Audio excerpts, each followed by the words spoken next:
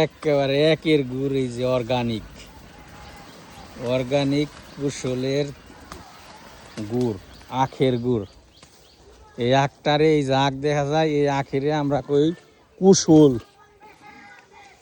ভাঙ্গিয়া রস বের করে এই যে জাল দিতেছে। দেখেন এই যে কালারটা দেখছেন, কত সুন্দর কালার। বহুত পুরাতন পদ্ধতি।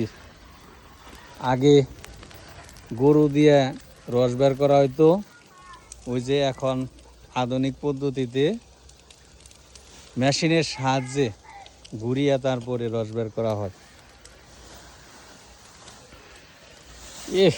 একেবারে পিওর হাঁটি। কতটুকু হইবে না গুড়? কয় মন? 50 থেকে 55 কেজি গুড় হবে এখানে, মাশাআল্লাহ।